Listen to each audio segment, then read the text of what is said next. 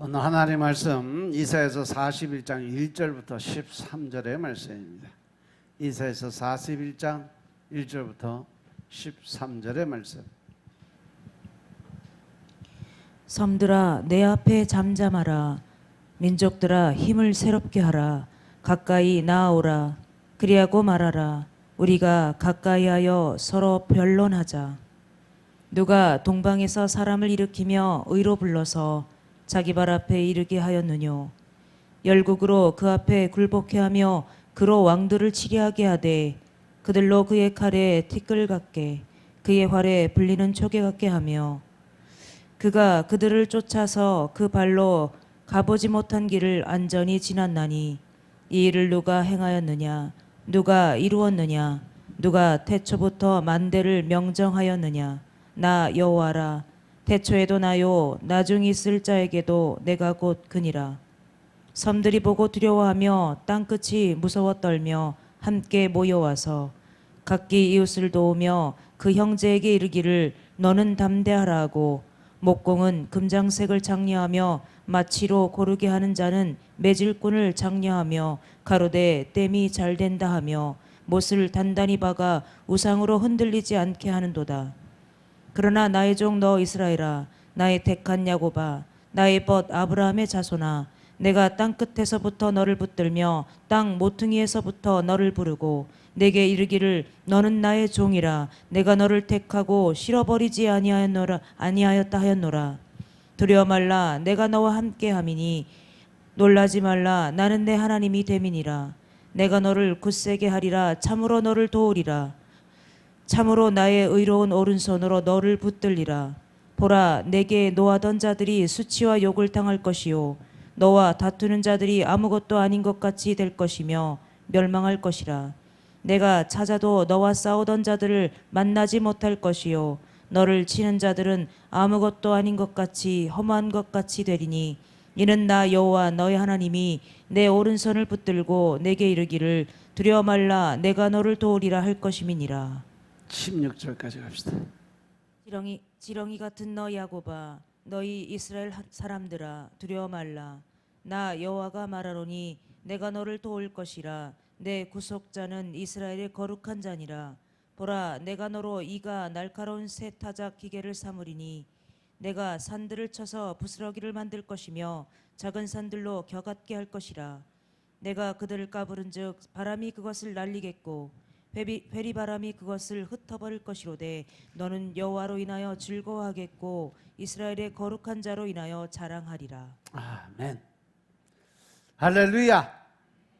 할렐루야. 우리 하나님 참 좋으신 하나님이십니다. 지금 이 시간도 하나님의 은혜와 평강이 여러분들과 여러분들 가정과 직장과 사업장 그리고 여러분들 자녀들까지 하나님의 은혜가 흐르고 넘치도록 채워지길 주 이름으로 축원합니다. 자, 따라합니다. 나는 예수님 안에서 모든 사람들을 이해하고 용서하고 사랑하겠습니다. 자, 우리 선포 기도 드립니다. 나사렛 예수의 이름으로 명하노니 내 안에 가난의 영, 채무의 영은 떠나갈지어다. 내 앞에 하나님의 축복을 가로막는 모든 악한 영들은 떠나갈지어다. 내 죄로 인하여 나를 떠나갔던 모든 영권, 인권, 물권은 속히 회복되어 돌아올지어다. 할렐루야. 내 안에 있는 모든 가난의 영, 채무의 영은 떠나간 줄로 믿습니다. 내가 지고 있는 모든 빚들이 사라진 줄로 믿습니다. 이제 남에게 꾸지 않고 나누고 베푸는 삶으로 변화될 줄로 믿습니다. 따라서 내 앞에 하나님의 축복을 가로막는 모든 악한 영들이 다 떠나간 줄로 믿습니다. 하나님이 주시는 영권, 인권, 물권의 건세들이 다 회복되어 돌아온 줄로 믿습니다. 아멘. 이 시간도 하나님께 영광을 올려드리는 귀한 시간 되시길 주의 이름으로 축원합니다. 오늘은 이사야서 41장 1절부터 16절의 말씀을 가지고 내가 너와 함께함이니라 하는 제목으로 말씀을 나누겠습니다. 따라합니다. 내가 너와 함께함이니라. 내가 너와 함께함이니라. 오늘 말씀에서 보면 하나님께서는요, 강대국이 힘을 키우고 이웃 나라를 정복할 수 있도록 허락해 주신 분이 바로 하나님이심을 선언하는 거예요. 하나님을 믿는 백성들도 하나님의 은혜 가운데 잘 되는 축복, 강한 축복이 임하지만 또 하나님의 계획 안에서 이 강대국들, 더 큰 나라, 또 강한 군사를 가진 나라를 들어서 또 이 하나님의 백성들을 변화시키고 바꾸는데도 사용을 하시는 분이다. 그리고 이 강대국을 보고 다른 나라들이 스스로 우상을 만들고 그들에게 구원을 요청하는 장면, 이것이 바로 1절부터 7절의 말씀이죠. 그리고 나서 이 하나님은 재판을 통해서 그들의 잘못을 고발을 하죠.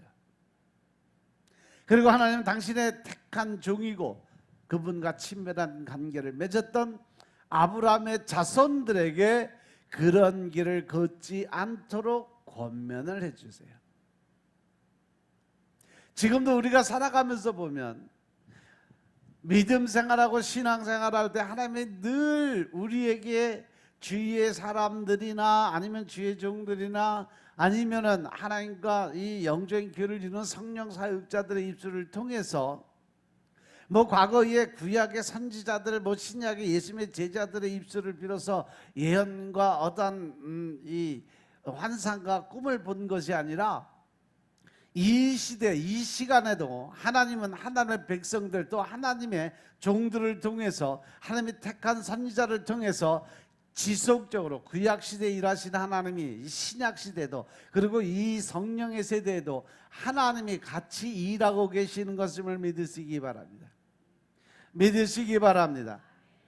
하나님은 하나님께 부르짖으면 그래서 응답해 주신다라는 말씀을 성경에 곳곳에 기록을 해놨어요.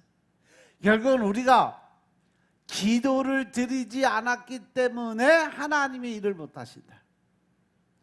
내가 손이 짧아서 너희를 구원지 못하는 것이 아니라, 내가 손이 귀가 어두워서 너희의 기도 소리를 듣지 못하는 것이 아니라, 너와 나 사이에 뭐가 있다? 죄의 담이 있기 때문에. 그 죄의 담이라는 것은 네가 회개하지 않았기 때문에 내가 너와 관계 회복을 이룰 수 없다라는 말씀이에요. 너희의 기도가 하늘에 상달되지 못하는 이유는 너희들이 기도를 하지 않았기 때문이고, 더 나아가서 기도를 열심히 드린다 할지라도 무엇 때문에? 너희의 욕심을 구하는 것 때문에 내가 너희의 기도를 들어주지 못한다라고 하나님 말씀하셨음을 깨달으시기 바랍니다. 하나님은요, 하나님의 방법대로, 하나님의 계획대로, 하나님의 원하신 뜻대로 우리가 하나님께 기도드리고 간구를 드리면 반드시 응답해 주신다고 약속하셨음을 믿으시기 바랍니다. 그래서 하나님은 결코 이스라엘을 버린 것이 아니에요. 때문에 이스라엘 백성들은 강대국의 위협에도 두려워할 필요가 없다라는 거죠. 여러분들 앞에 아무리 힘들고 어려운 문제가 산처럼 앞에 서 있을지라도 나를 주관하시고 나를 이끌으시고 인도하신 분이 하나님이시고 그 하나님이 나를 통해서 일을 하신다는 확신 갖는 믿음만 있다면, 이 산이 들리워 바다로 빠지라 하면 그 산이 들려 빠지게 될 거다라는 믿음을 가지시길 주의 이름으로 축원합니다. 결코 이스라엘을 버린 것이 아니에요. 그렇기 때문에 이스라엘 백성들은 강대국의 위협에도 두려워할 필요가 없어요. 하나님께서 함께 하시고 그들이 하나님이 되시고 또 붙들어 주실 것이기 때문에 하나님을 온전히 믿었을 때 그 하나님의 권세와 능력이 여러분들에게 임하실 줄로 믿으시기 바랍니다. 이스라엘 백성들에게 진노하시고 그들을 괴롭게 하던 나라들은 수치와 욕을 당하고 흔적도 없이 사라질 것이라고 말씀하십니다. 왜? 하나님께서 반드시 하나님의 백성들을 도우실 것이기 때문인 것임을 믿으시기 바랍니다. 14절에 보면 이 버러지 같은 야곱아, 지렁이 같은 야곱아, 이 말씀이 뒤에 나오면 또 나와요. 이 표현은 이스라엘을 나약하고 추한 그러한 모습으로 부른 것이 아니라 그 당시 이스라엘의 처참하고 절망적인 상황을 나타내기 위해서 사용한 단어가 이 지렁이 같은 이러한 표현을 썼어요. 이 버러지 같은 이러한 표현을 쓴 거예요. 버러지와 같은 처참한 이 상황이지만 다시 강한 나라로 만드실 것이라는 거죠. 곡식을 터는 이가 날카로운 새 타작기로서 산들도 부술 만큼 강력한 힘을 얻게 내가 너희를 만들어 주겠다 약속하시는 것임을 깨달으시기 바랍니다. 이것은 다름 아니라 하나님께서 이스라엘의 구속자가 되심으로 가능한 일이다라는 거죠. 우리가 온전히 하나님의 자녀로서 살아갈 그 어떤 생각과 의가 있어야 가능하죠. 그래서 그들을 괴롭히던 강한 나라를 무찌르고 이스라엘은 하나님께서 그들과 함께 하심으로 기뻐하고 즐거워하게 될 것이라는 말씀입니다. 하나님께서는 그 백성을 긍휼하게 여기시고 그들이 목이 마를 때에 메마른 산에 강을 보내고 또 골짜기 가운데 샘을 내어서라도 그들에게 응답하시고 버리지 않을 것이다라는 말씀. 이 말씀이 17절부터 20절의 말씀인데 이 말씀도 뒤에 가면 43장에 가면 또 똑같이 나와요. 절망적인 상황 속에서도 하나님께서 그들을 돌보심을 확실히 약속하고 계신다는 거죠. 그런데 이 일이 이루어지기 위해서는 무엇이 필요하다? 바로 나의 확실한 믿음이 반드시 필요하다. 나의 확실한 순종과 복종의 삶이 반드시 필요하다는 사실을 명심하시기 바랍니다. 그것뿐 아니라 광야에 많은 열매를 맺는 나무들이 나게 하셔서 하나님께서 확실하게 돌보심을 깨닫게 하실 거라고 약속을 해주시는 부분이 바로 오늘 이 이사야서 41장의 전체적인 말씀이에요. 오늘 이 자리에 나온 여러분들에게 하나님의 이러한 축복의 열쇠가 또 요엘서 2장 28절 29절에 성령의 기름 부심과 놀라운 하나님의 권세한 능력이 이곳에 있는 여러분들에게 다 임하길 주의 이름으로 축원합니다. 그때 내가 내 신을 만민에게 부어주리니 너희 자녀들이 장래일을 말할 것이고 너희 늙은이는 꿈을 꾸고 너희 젊은이는 이상 환상을 보게 될 것이며 그때 내가 또 내 신으로 남종과 여종에게 부어주겠다. 여기서 내 신은 바로 성령의 기름 부음이 임하게 될 때. 이 말씀이 사도행전으로 넘어오면서 사도행전 1장 8절의 말씀을 보면 오직 너희에게 무엇이 임하면 성령이 임하면 할렐루야. 오직 성령이 너희에게 임할 때 성령님을 통해서 우리가 하나님의 권세와 능력을 받게 되고 그것을 통해서 온 유대 예루살렘과 온 유대와 사마리아 땅 끝까지 이르러 복음의 증거자로 만들어 주겠다 약속하셨음을 깨달으시기 바랍니다. 저는 오늘 지난 세월 속에 그 어렵고 힘든 광야의 삶 속에서 주님이 우리를 길러주셨고 우리를 지금까지 먹여 살렸구나 하는 생각을 해봤어요.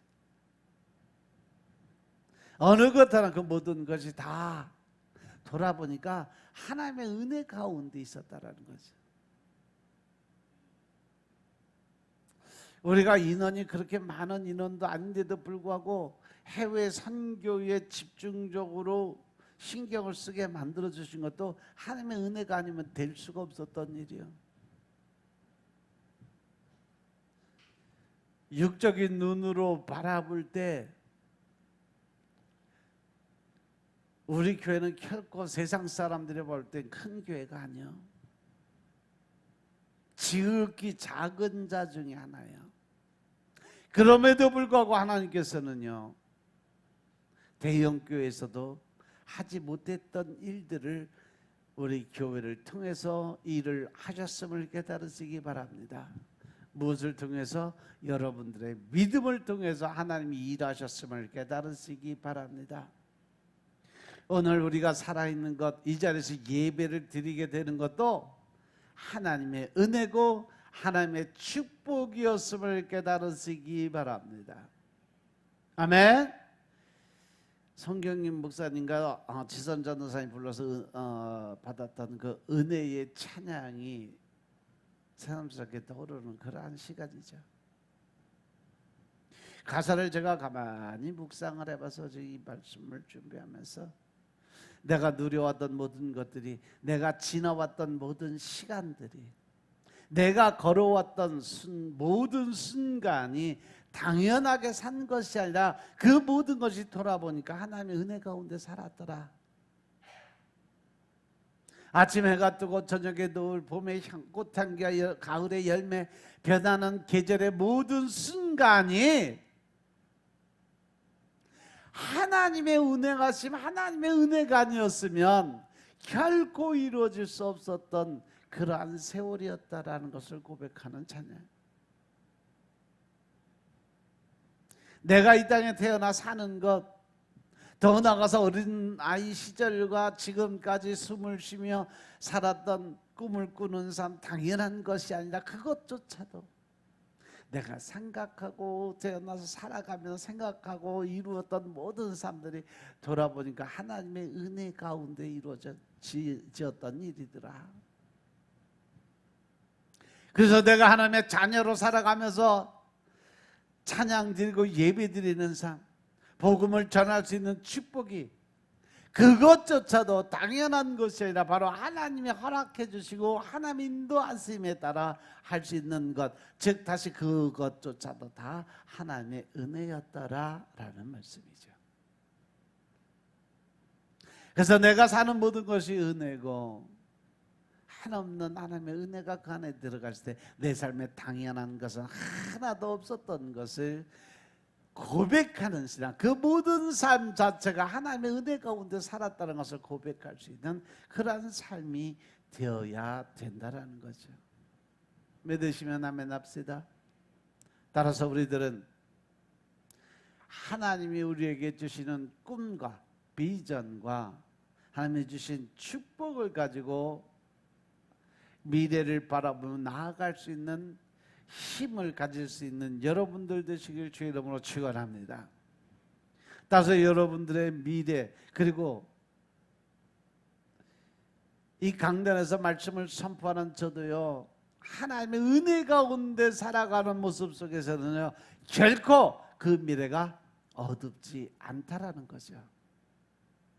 우리 모두가 예수님과 동행을 하면 여러분과 우리 교회와 저희 미래는요, 찬란함으로 가득 차게 될 것이고 영광스럽게 살아갈 수 있음을 믿으시기 바랍니다. 그것은 우리 하나님이 우리를 부르셨고 우리를 하나님의 소유로 삼아주셨고 또 이미 우리를 영화롭게 만들어 주셨다라고 말씀을 하셨기 때문인 것임을 믿으시기 바랍니다. 예수 그리스도 안에서 변화가 되고 복을 받은 여러분들이 매일매일 하루하루를 살아가면서 세상에 나가는 곳마다 어디 가서 무엇을 하든 어떤 자리에 서 있든지 하나님의 복된 역사가 그곳에서 나타나고 이루어질 것을 믿고 선포할 수 있는 여러분들의 삶이 되시길 주님으로 축원합니다. 지난 세월 속에서 하나님께서 우리 교회에 주신 말씀의 결론은 세상 속에서 세상을 위한 빛과 소금과 같은 역할을 감당할 수 있는 교회가 되어야 된다. 빛과 소금과 같은 역할을 감당하는 성도들이 되어야 된다라는 말씀을 끝없이 하나님이 우리에게 주셨어요. 세상의 모든 교회가 그 교회 자체를 위하는 것이 아니라 세상을 위한, 그리고 서로 협력해서 선을 이뤄가는 교회가 되어야 된다라고 말씀을 하셨어요. 여러분들의 믿음의 능력이, 여러분들의 성령 하나님의 인도하심에 따라 할 수 있는 권세와 능력의 그 힘이 이 세상 구석구석까지 마치 물이 틈만 있으면 스며드는 것처럼 성령 하나님의 기름 부으심을 통해서 말미암아 여러분들 모두가 이 땅에 빛이 되고 소금이 되고 물이 되어서 세상의 모든 목마름의 틈새에 들어가서 여러분이 만나는 모든 사람들이 세상의 목마름으로부터 해갈되어지는 그런 놀라운 축복의 역사가 나타나길 예수 그리스도의 이름으로 축원합니다. 아멘. 여러분들은 하나님의 은혜 가운데 또 하나님의 권세 능력 가운데서 언제든지 하나님의 뜻에 합한 자가 되기 위해서 주님의 뜻을 이루고 가야 될 책임과 의무가 있는 사람들이에요. 주님이 가라시면 어디든지 언제든지 출발할 준비가 돼 있어야 되고, 주님이 하지 말라 하시면 언제든지 그 자리에서 손 놓고 뒤돌아 나올 수 있는 준비가 돼 있어야 되고, 더 나아가서 하나님의 뜻이라면 그 자리가 불구덩 속이라도 내가 언제든지 뛰어 들어갈 준비가 되어 있어야 내가 진정 하나님의 자녀고 하나님의 백성으로 살아갈 수 있는 권세가 주어진다는 사실 명심하시기 바랍니다. 아멘. 하나님은 어느 날 믿음도 온전치 못한 그런 아브라함의 앞에 나타나셨어요. 아브라함의 믿음이 어떤지, 큰지 작은지, 진짜 믿음이 있었는지 없었는지 그거는 전혀 나오지 않아요. 단지 그 아버지의 생계 유지를 한 직업이 그때 당시 뭐였어요? 우상을 만들고 나무로 깎아서 돌로 깎아서 만들어서 팔는 그러한 장성이었어요. 이 시대로 얘기하면 부처 만들고 장승 만들고 이렇게 해서 우상들을 만들어 팔아먹고 사는 그러한 집안의 장자였어요. 그 집안에서 무슨 믿음이 있는 하나님의 택한 백성이 나왔겠어요. 그럼에도 불구하고 하나님이 그 아브라함에 나타나셨어요. 그를 부르시면서 너는 본토와 아비와 친척 집을 떠나서 나 여호와 하나님께서 너에게 지시할 땅으로 가라고 명령을 하시죠. 여기서 중요한 게 있어요. 어디로 가라가 아니에요. 가나안 땅으로 가라 이거 아니에요. 젖과 꿀이 흐르는 땅으로 가라 이거 아니에요. 아직 목표 설정이 되지 않았고 네가 다 버리고 모든 식구들을 버리고 떠날 준비가 돼서 나오면 그때 알려줄게 해요.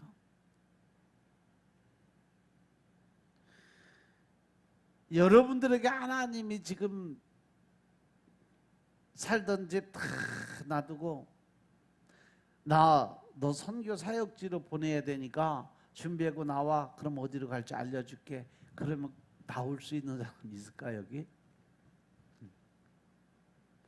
우리 이제는 경은 선교사요. 아유,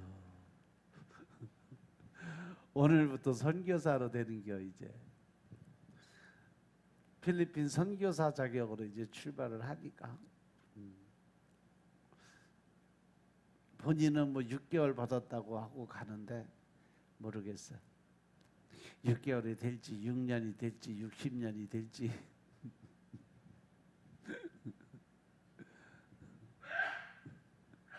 어이 깜짝이야.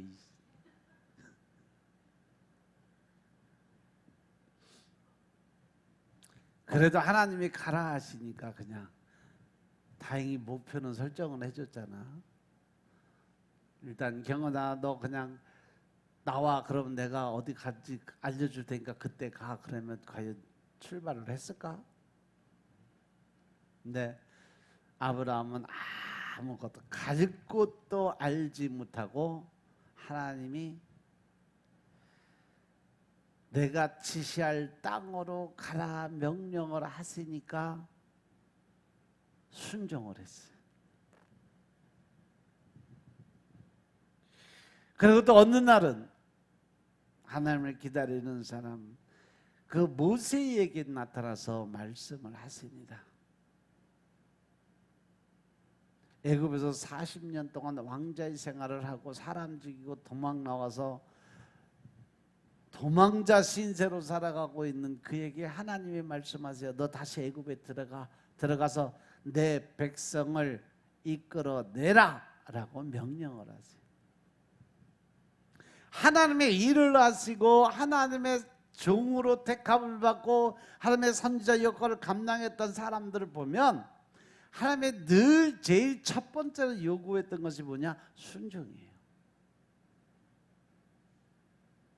상황이나 조건 어떤 것을 바라보더라도 하나님이 절대로 그 앞에 이루어질 일들은 전혀 말씀 안 하세요. 일단 명령을 하고 따라오는.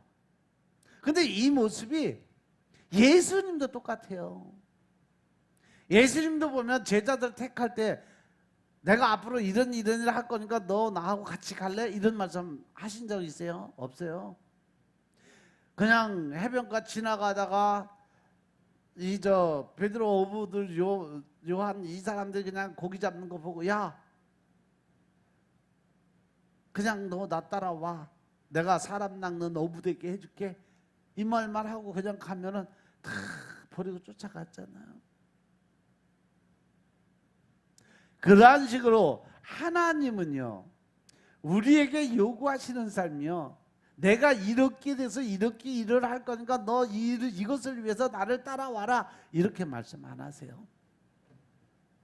하나님은 언제나 조건이 없어요. 명령하시면 따라오는 자들만 데리고 가세요. 예수님이 제자를 불렀을 때 집에 가서 뭐 장사도 지내야 되고 뭐 밭도 갈아야 되고 이것저것 다 해놓고 따라갈게요. 그런지 뭐라 그래요? 그건 세상 사람들한테 맡겨두고 너는 나만 따라와. 따라온 사람은 하나님의 제자가 예수님의 제자가 되는 거고 세상에 미련 놔두고 그걸 버리지 못하고 그 세상 일을 하러 뒤돌아갔던 사람들은 결국은 천국에 못 온다는 거죠.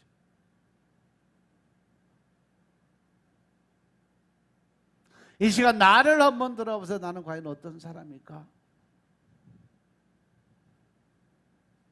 요즘에 하나님이 계속 지속적으로 하신 말씀이 뭐냐면 바로 은혜고 순종과 복종의 삶을 살아라는 말씀을 거의 한 달 내내 말씀하고 계세요. 아세요? 오늘도 하나님이 하신 말씀 바로 이사야 선지자를 통해서 하나님이 일하시는 모습을 보여준 거예요.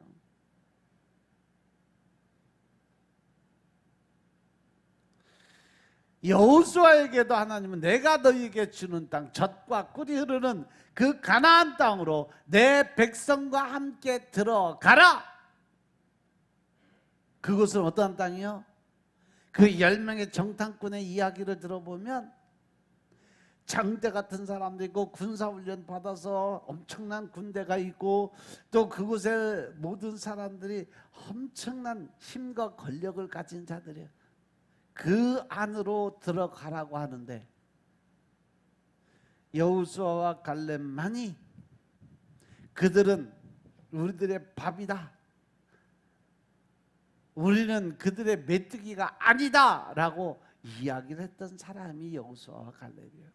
그 여호수아에게 그 많은 두려움과 공포에 떨고 있는 백성들을 데리고 가나안 땅으로 들어가라 명령하셨어요.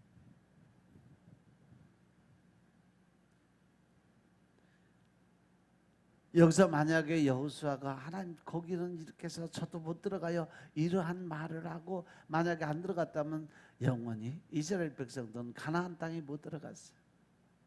그럼에도 불구하고 순종하고 따라갔을 때 오직 나와 내 집은 여호와만을 섬기겠다는 고백으로 하나님 나라를 바라봤던 여호수아에게 하나님의 권세가 임했음을 깨달으시기 바랍니다.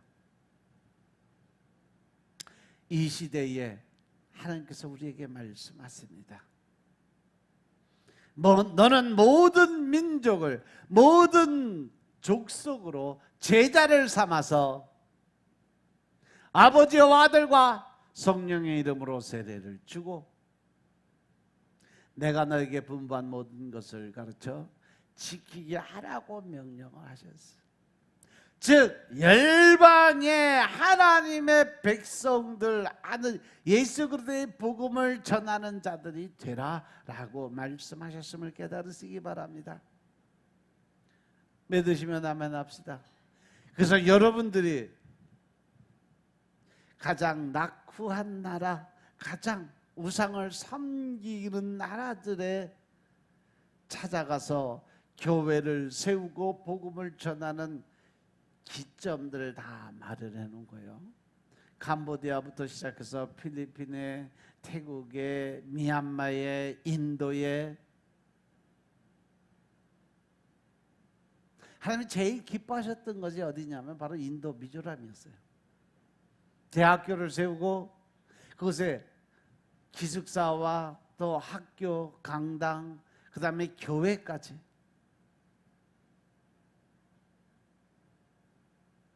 하나님이 직접 그곳에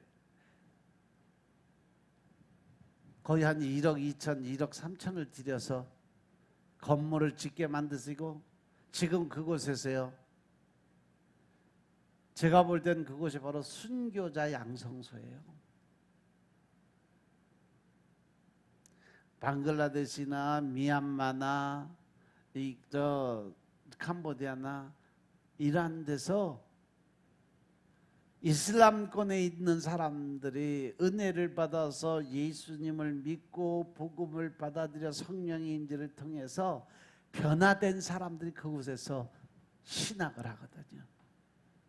그들이 목사 안수 받고 자기들 동네 가서 예수님의 예자 하나님의 하자만 꺼내도 그 자리에서 모국이 떨어져 나갈지 불에 태워 죽일지 알지 못하는 자리에 서서 오직 난 예수가 좋다오라고 하면서 그들이 복음을 증거하는 그 순교자의 역할을 감당하는 자들이 바로 그 학교의 사람들이에요.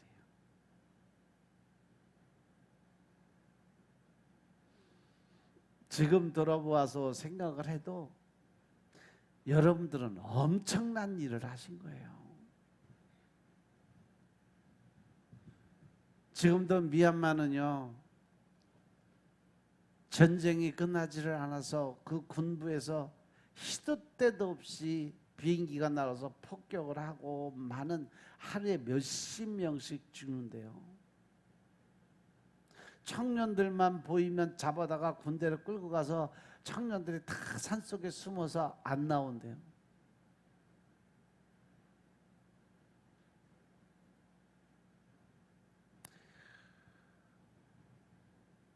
제가 가끔 뉴스를 보면서 미얀마 정세를 이렇게 보는데 또 나타루 전사님이 가끔 보내주는 사진으로 여러분들 봐서 알겠지만 이제 산속에 있는 마을까지도 비행기로 정찰해서 폭격기로 폭탄 떨어뜨리고 그냥 가버린대요. 그 사람들이 어떻게 살든지 상관없는 거죠. 그러니까 거기서 죽은 사람들이 고아와 가부들 아니면 이 고아 어린아이들은 먹고 살 게 없으니까 전부 가서 중들이 데려다가 씻기고 옷 입혀서 탁발성 만드는 거예요. 그게 너무 안타까우니까 그냥 또 고아원을 지어서 애들을 먹여 살리기 위해서. 그래서 여러분들이 그곳에 스스로 자생할 수 있는 힘을 주기 위해서 예물을 드린 것이 바로 닭장 만드는 거였어요. 그 닭이 제대로 건강하게 알 잘 낳게 만들기 위해서 닭장까지 오늘까지 해서 보내주기로 했는데, 다행히 또 어떤 분이 제게 감동이 왔으니까 제가 드리겠습니다. 3사람이나 나왔어요. 근데 일본으로 한 사람 빼고 다 이미 시간 지나서 끝.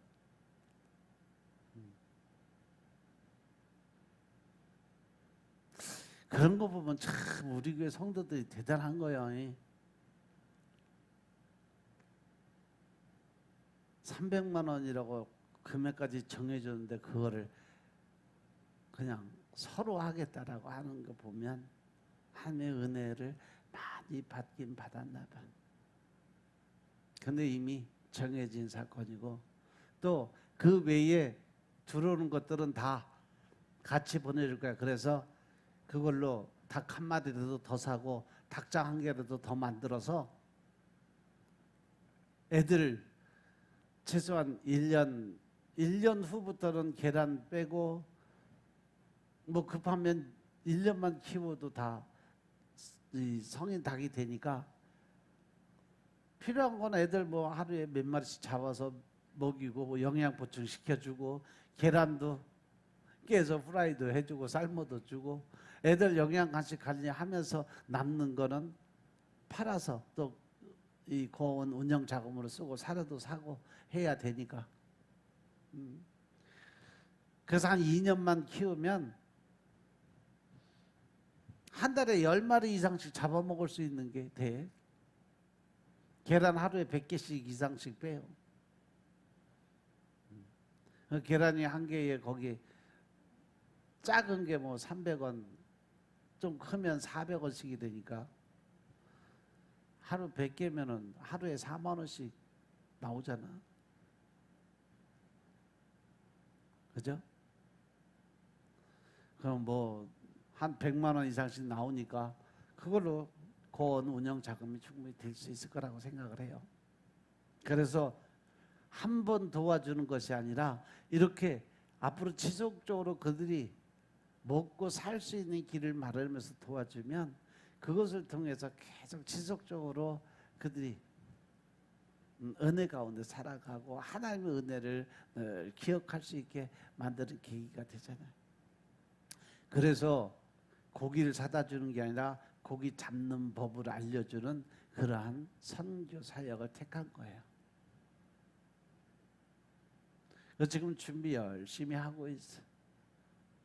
지난주에 제가 바로 전화해서 했더니 바로 자기가 그러면 주문하겠다. 그러면 이번 주 돈만 보내면 바로 찾아와서 양계장을 다 짓게 돼요. 닭장까지 딱 만들어 놓으면 그러면 이제 한 100에서 한 150마리까지 가지 않을까 이렇게 생각을 해요. 그 정도면 거원의 애들 한 30명 먹여 살리는 데는 부족함이 없어요. 하나님이 감동을 주셨고 또 하나님이 일을 하시니까 가능한 얘기입니다. 언제든지 하나님의 사람들이 하나님이 필요한 곳에서 하나님의 일을 할 때 그것이 바로 응답이고 그것이 바로 축복이고 그것이 바로 믿음을 갖는 신앙인의 모습인 것임을 깨달으시기 바랍니다. 아멘. 따라서 우리가 새로운 축복의 사람이 되고 싶다면 여러분들이 옛날에 어떻게 살았던 어떤 모습으로 있었던 그 과거로부터 떠나시기 바랍니다. 과거는 이미 지나간 일이죠. 내가 옛사람의 그 모습에서 떠나지 않으면 우리는 그가 누구일지라도 여호와 이레 하나님이 예비하시고 준비하신 축복을 내 것으로 받을 수 없다는 사실 명심하시기 바랍니다. 내 스스로 생각할 때 내가 믿음이 없다, 또 어떤 신앙심이 없다, 하나님은요 어떠한 믿음이라도, 믿음은 순종함이 수반이 되어질 때, 하나님의 말씀에 따라 순종과 복종의 믿음을 살아갈 때 진짜 믿음이 생길 수 있는 거예요. 형식적으로 사람들에게 보이기 위한 형식적인 유전적인 율법에 의한 믿음은요 결국 하나님과 상관이 없다는 사실 명심하시기 바랍니다. 간접적인 믿음이나 분위기를 살리기 위한 믿음은 그건 진짜 같지만 가짜예요. 남들 사람들에게 보이기 위한 위장된 믿음이라는 거죠. 진짜 믿음은요 언제나 하나님의 말씀에 순종하고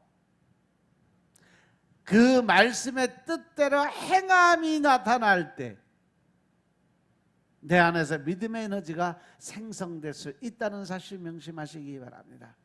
그 믿음으로 나의 신앙생활을 설계하시고 그 믿음으로 세상으로 물처럼 스며들기 위해서 나아가시기 바랍니다. 그리고 세상을 변화시킬 수 있는 빛과 소금의 역할을 감당할 수 있는 여러분들의 삶이 되시길 주님으로 축원합니다. 우리 예수님은요 빛이십니다. 그 예수님이 바로 물이시고 바로 그 예수님이 소금이심을 믿으시기 바랍니다. 예수님은 불이시고, 따라서 우리가 예수 그리스도의 이름으로 믿음을 시작하면서 아멘으로 앞으로 나아가면 여러분이 가는 곳마다 빛의 역사가, 생수의 역사가, 불의 역사가, 그리고 소금의 역사가 나타나는 줄로 믿으시기 바랍니다. 왜 그럴까? 하나님이 우리와 함께 하시면, 예수님이 우리와 함께 하시면 세상 끝날까지 내가 너희와 함께 하리라 약속을 하셨기 때문인 것임을 믿으시기 바랍니다. 여러분들은 이 말씀을 믿으시기 바랍니다. 여러분들이 말씀을 의지하고 나아갈 때에 하나님은 그 말씀에 의해서 하나님이 일을 하신다는 사실 명심하시기 바랍니다. 사단 마귀는요 늘 우리에게 의심과 불신의 마음을 갖게 하고 될까 안 될까 늘 걱정을 하게 만들어서 하나님과 관계가 회복되지 않도록 늘 우리 속에 혼란을 집어넣어요. 스크루테이프의 편지, C.S. 루이스가 쓴 그 스크루테이프의 편지를 보면요 사단이 우리에게 어떠한 생각을 갖다 주고 어떠한 모습으로 살아가게 하는지 아주 정확하게 잘 나와 있어요. 그 책에 영적인 힘과 능력이 있음을 믿으시기 바랍니다. 사실 나는 아무것도 할 수 있는 일이 없어요. 근데 예수님이 여러분들과 함께 하시면 죽은 자도 살리고 병든 자들도 치유하고 절망에 빠진 사람들, 가정에 파괴된 사람들, 이혼 때문에 아파하고 자살하려는 사람들, 그리고 세상 일에 지쳐서 인격이 파괴되어 버린 사람들을 생명의 사람으로, 축복의 사람으로 이렇게 세울 수 있는 힘과 능력이 생긴다는 사실 명심하시기 바랍니다. 그래도 교회라면 이렇게 아파하고 힘들어하고 이별하라는 가정을 주님 앞에 올바르게 세울 수 있어야 되지 않겠냐는 거죠. 이렇게 사람을 살리는 것을 위해서 우리 교회가 존재하는 것이고 이 세상에 교회가 존재한다는 사실 명심하시기 바랍니다. 태국의 선교사님들도요 지금 많은 기적과 이적을 일으키면서 많은 영혼을 지금 전도하고 있어요. 안진뱅이가 일어나고요, 또 갖가지 이 병이 걸려서 움직이지 못한 사람들이 침 봉사하고 기도 드려서 하나님의 능력 받아서 그들에게 손을 얹고 기도했을 때 낫는 역사가 일어나서 많은 영혼들이 지금 하나님 앞으로 들어오고 있어요. 엊그저께 태국의 선교사님이 왔다가 잠깐 저만 만나고 갔는데 엄청나게 기적과 이적이 많이 일어난대요. 연초에 어디 뭐 딴 데 어디 간다, 뭐 교회를 좀 옮겨 큰 데로 옮겼으면 좋겠다. 그랬더니 하나님이 그 자리에서 말씀을 주시면서 너희들 다른 데 가면 한 달도 안 돼서 다시 돌아오게 될 거야. 그러니까 옮기지 말고 그 자리에서 있는 자리에서 사역을 해라라고 말씀하셔서 그 말씀 그대로 전해 줬어요. 근데 어느 날 갑자기 한 6월인가 5월인가 6월인가 그때 목사님 저 교회 옮기기로 했어요. 그래서 제가 또 똑같은 말 또 전해줬어요. 그대로. 그랬더니 그래도 옮긴다고 갔어. 가더라도 그럼 지금 있는 교회터는 그냥 놔두고 가라. 그 처분하지 말고 분명히 하나님의 계획이 있으니까 당신들 그 교회 그냥 놔두고 몸만 가고 나중에 당신들 이 자리 돌아올 거야. 그러니까 준비하고 가라. 그랬더니 처음에 가고 한 2주 정도는 엄청 좋았어요. 교회도 새 거고 또 넓고 또 자기들이 계획했던 어떤 교육 프로그램도 할 수 있는 조건들이 다 돼서 엄청 좋았는데 2주 지나서 막 그때부터 거기에 있는 사람과 부딪히기 시작해가지고 결국 한 달 안 돼가고 다시 손 놓고 돌아왔어요. 그래서 그 선교사님이 유 목사한테 가봐라 그래서 왔다고 하면서 얘기를 하더라고. 쭉 지나왔던 얘기를. 하나님이 말씀하신 걸 순종을 해야 되는데 자기들의 의가 앞서고 자기 생각들이 욕심이 앞서서 가다 보니까 결국은 하나님이 말씀하신 대로 상처만 받고 돌아왔다. 이제부터 있는 자리에서 하나님이 말씀하신 대로 순종해라. 그래서 아멘 하고 갔어요. 하나님은요 늘 여러분들에게 말씀드리지만 하나님의 방법, 하나님의 뜻대로만 계획하시고 일하신다는 사실 명심하시기 바랍니다. 아멘. 내 자아가 살고 내 생각이 앞서가고 내 뜻이 앞서가면요 하나님 절대 같이 일 안 하세요. 그렇다고 그 사람 손 놓냐? 아니요. 그 사람이 깨우치고 회개하고 돌아올 때까지 기다리시는 하나님이라는 거 명심하시기 바랍니다. 아멘. 우리는 생각하기 아주 미세하고 작지만 알고 시작하는 것에 그 차이점을 분명히 깨달으시기 바랍니다. 내 욕심이 앞서고 내 의가 앞서면 바로 마귀 사단의 그 계략을 알지 못하고 나는 늘 속아 넘어가고 당하고 그러면서 하나님을 배반하는 삶을 살 수밖에 없어요. 그런데 내가 하나님을 배반하고 하나님의 마음 아프게 하는 삶을 살면서도 나는 그거를 모른다는 거죠. 그게 문제예요. 왜? 사단이 유혹과 미혹의 영을 현명하게 섞어 놓으면요 내가 하는 일이 당연하게 맞는 것 같아요. 내가 판단하고 결정한 것이 옳은 것 같아요. 근데 어느 정도 시간이 지나면요 하나님이 그거에 대해서 반드시 심판하고 징계하세요. 깨우침을 주기 위해서 너 이게 잘못했지, 너 이거 잘못 판단한 거야 알려주기 위해서요 반드시 어떤 일들이 생겨. 근데 그거를 영적으로 민감한 사람들은 아 내가 이거 잘못해서 하나님 이렇게 하셨구나 깨닫고 바로 회개하고 무릎 꿇으면 그런 일들이 안 생겨요. 근데 모르면 알 때까지 방법이 계속 변화되면서 내게 안 좋은 일들이 생기기 시작을 해요.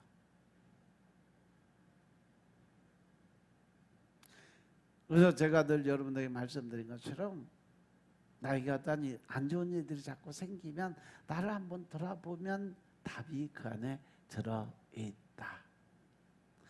가지고 있는 문제가 해결이 되지 않고 산처럼 점점 커지기만 하고 눈덩이처럼 불어나고 모든 것들이 돌아보면 내가 하나님 앞에 온전히 회개치 않았기 때문에 아직도 살아있는 내 자아가 있기 때문에 아직도 내가 내 중심으로 살아가고 있기 때문에 하나님께서 일하시는 부분이 틀려진다는 거죠.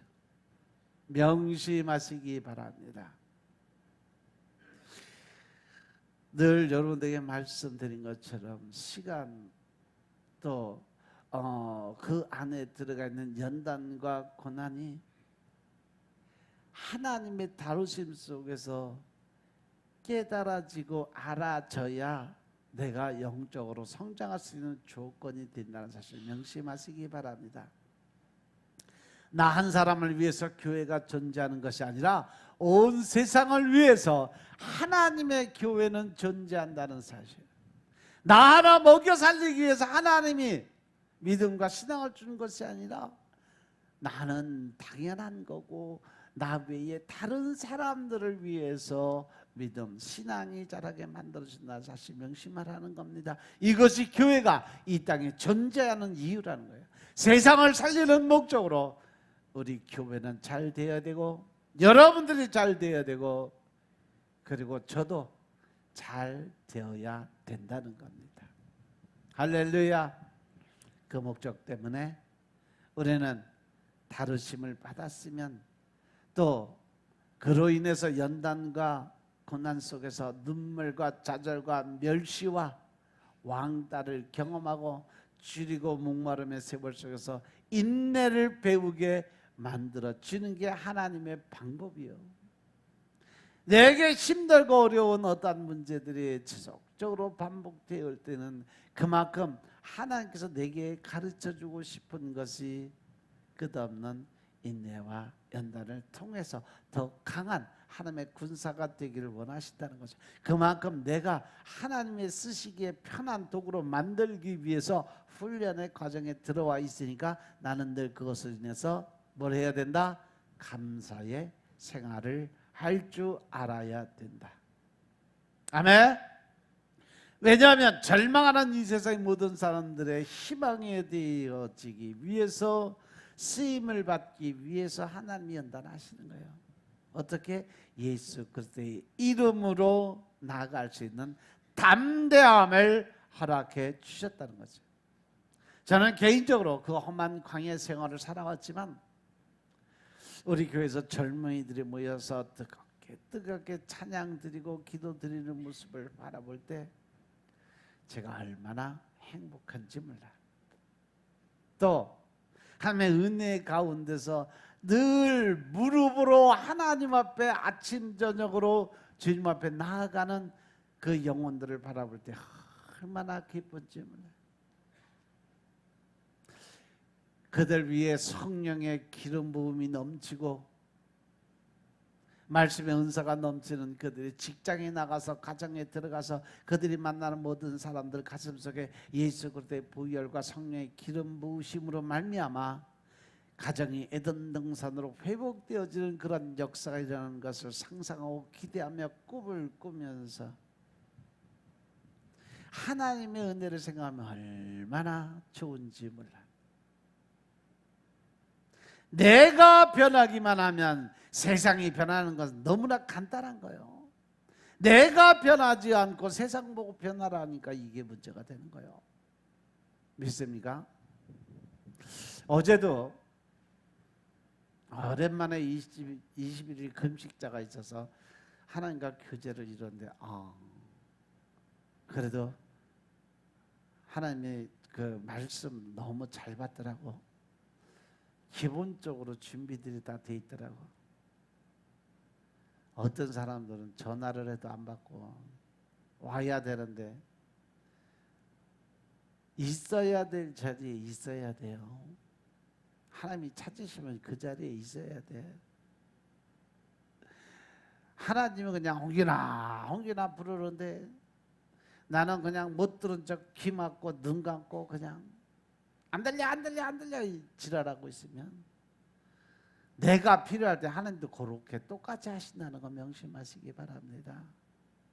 왜? 하나님의 나라 법칙은 무슨 법칙이다? 심고 거두는 법칙. 내가 심은 대로 내가 그대로 거두게 돼 있어요.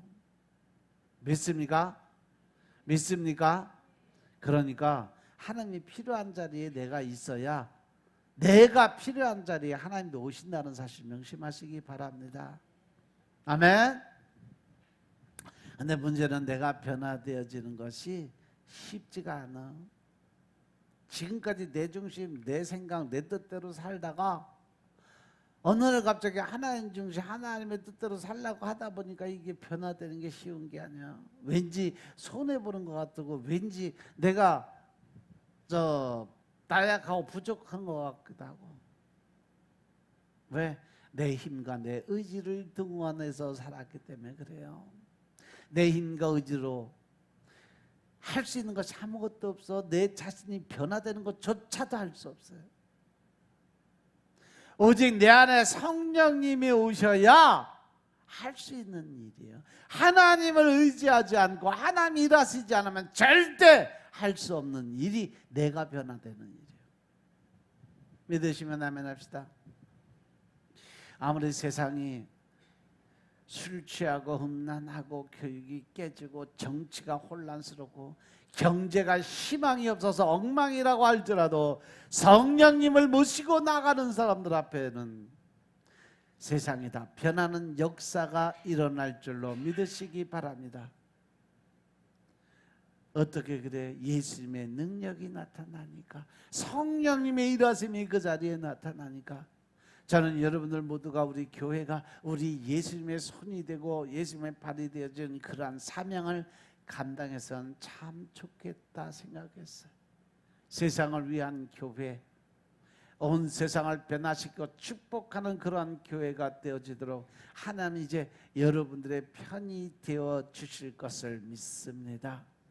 저는 이 시간에 이 놀라운 영성과 그 놀라운 비전과 또 놀라운 꿈이 불같이 여러분들 가슴 속에 일어나길 주의 이름으로 축원합니다. 그리고 우리 교회에 들어오는 모든 사람들이 하나같이 예수님처럼 또 바울처럼 능력자들이 되어지길 주의 이름으로 축원합니다. 그게 어떻게 가능하냐? 성령으로 살고 말씀으로 살고 또 비전, 꿈으로 살면 사람이 늙지를 않아요. 비교하세요. 가장 큰 문제는 몸과 실제 나이보다 정신 건강이 늙어버리면 쉽게 늙어버린다는 거예요. 그걸 정신의학 용어로 말씀드리면 메뚜기 콤플렉스라고 그래요. 여기서 메뚜기 콤플렉스가 뭐냐? 민수기 13장 14장에 다루고 있는 유명한 12정탐꾼의 이야기 가운데 자기 자화상을 상대방에게 비하하면서 마치 메뚜기 같다고 표현한, 즉 자기를 낮추는 그러한 삶을 비유해서 생겨난 말이 메뚜기 콤플렉스라는 진짜 의학 용어가 있습니다. 10명의 정탐꾼들이 싸움도 하기도 전에 마음으로 패배를 했어. 거인 같은 그곳 주민들을 메뚜기 같은 우리로서 절대로 이길 수 없다고 미리 포기를 한 거죠. 우리가 어떠한 그 문제를 만났을 때 내 힘으로 하려고 하다 보니까 도저히 이건 해결이 안 돼 하고 포기하는 이 모습과 똑같이, 이게 바로 메뚜기 콤플렉스라는 거예요. 이스라엘 각 지파 중에 가장 뛰어난 사람들로 보며 또 이 정탐꾼이 된 그들이 그런 메뚜기적 시각과 메뚜기적 사고방식을 가지게 된 것이 그 이스라엘 민족의 40년의 광야 생활을 통해서 어렵고 힘든 광야 생활을 만드는 그러한 계정이 됐다는 거죠. 그럼 뭐가 메뚜기 사고냐? 문제는 커 보이고 자기는 작아 보이고 하나님은 안 보이고 세상만 보이는 것이 바로 메뚜기 콤플렉스의 가장 큰 모습이에요. 그래서 메뚜기 콤플렉스의 주요 특성이 있으면 주눅드는 거예요. 어떤 일을 하든지 자신감이 없어 늘 패배주의에 사로잡히는 거예요. 그리고 도전적인 정신보다는 무력감, 무감각에 빠져버려요. 그래서 늘 캐세라세라 될 대로 되라요. 되면 좋고 안 되면 말고. 그것이 조금 지나가면 이제 불안과 두려움, 공포가 몰려오게 돼 있어요. 숫자에 눌리는 메뚜기 콤플렉스도 있고 힘에 눌리는 무능한 콤플렉스도 있어. 그래서 외모 콤플렉스도 생기고 가정 환경 콤플렉스도 생기고 학교 콤플렉스도 생기고 학교 성적에 대한 콤플렉스도 생기는 거예요. 메뚜기 콤플렉스는 자기 스스로 자기를 포기하는 것이 메뚜기 콤플렉스입니다. 이것을 극복하지 않으면 우리는 인생에도 모든 삶에도 신앙도 영적으로도 패배자가 될 수밖에 없다는 거죠. 그래서 오늘 이스라엘 백성들이 민족적으로 가장 큰 위기를 당했던 중요한 시점에서 여호수아와 갈렙이 보여줬던 사고방식을 통해 우리 교회가 새로운 역사를 창출해야 되는 중요한 이 시점에서 우리가 가져야 될 사고방식이 무엇인가 한번 생각해 보자는 거죠. 우리가 이 사고방식을 생각하는 건 오후 시간에 합시다. 오늘은 할 얘기가 참 많네. 오후 시간에 이어서 가겠습니다. 기도드리겠습니다. 아버지 하나님 감사드립니다. 언제나 하나님이 주시는 그 담대한 믿음을 가지고 나아갈 수 있도록 축복하옵소서. 주님이 주시는 마음이 두렵고 떨리는 마음이 아니라 담대한 마음이라고 하신 주님, 이 시간 저들에게 주시는 담대함으로 나아갈 수 있도록 축복하시고 오직 성령님의 임재함을 통해 기쁨으로 감사함으로 즐거움으로 살아갈 수 있도록 역사하옵소서. 믿음 안에서 하나님의 영적인 권세자 능력자 될 수 있도록 축복하옵소서. 모든 말씀으로 주 예수 그리스도의 이름으로 감사드리며 기도드렸사옵나이다. 아멘.